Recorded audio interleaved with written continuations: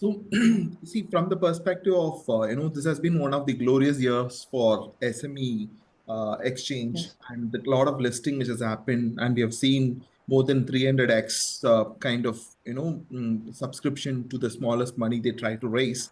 From that perspective, how do you think the startups and SMEs should ambition to get external capital, say, after a little higher stages? Yeah. Swarup, would you take that? Yeah. So, okay, let me give a generalistic picture on how SME. I think the question is more pertaining to how do we get to an SME exchange kind of a play, right? The way it happens in SME exchanges, you have an anchor investor, and you have other small investors who actually follow and do the job, right?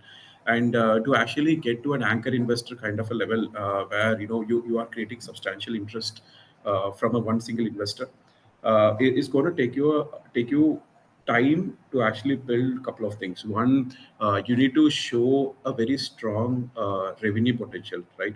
You've been there and you have actually shown your margins having standard performance. You're not having a lot of variance on your performance. You are actually showing a very strong repeat orders. It could be even B2C companies where your retention is very high and you're able to show repeat orders. And you're actually making sure that you're able to show performance for at least 3-4 years. And then you move to the stage where you might actually become micro cap, get SME exchange invested, and then move on to the main exchange. But it's a long journey. You need to actually either focus on building your brand, expanding your business rapidly, or you're actually a very small business doing a very good job, and you're not having much competitors, primarily because of the technology what you use. It could be an IP. It could be that there are government regulations that stops you from doing that.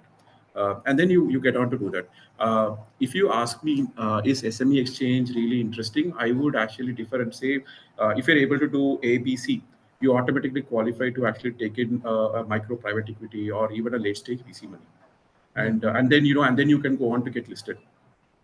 Got it. JK, if I may, it's something that, to bring up to Swarup's point, Swarup, do you think the TAM problem is something that is getting solved by SME exchange being a potential source of liquidity for investors? For the first point, what you said, I completely agree with you. If somebody is able to do 1, 2, and 3, definitely, private equity is going to be interested to fund them, and they can go all the way to the main board listing.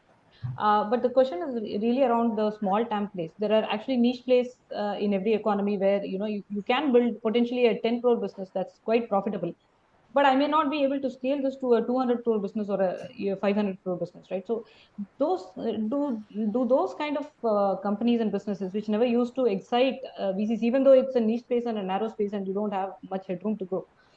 Do you think that that could be relooked given the context of the SME IPO board being an attractive exit that's possible in today's? Ideally, the way we need to actually consider is companies which are very safe. Ideally, let's assume that you are an ITES company doing like a 100 crore revenue year on year, and then you're growing at 10%. You're able to do a 10-15% PAT. That actually makes any investor look at very concrete, very safe for me to put money on. And then it is a very good SME game, right? It's a very good SME exchange game. But let's say you are a company which does specialty chemicals, which is having a of 30%, growing at 30% on revenue year on year, and of course, specialty chemicals are actually a risky business, right? You operate in a very niche segment. There could be fluctuation. There is cyclicity involved.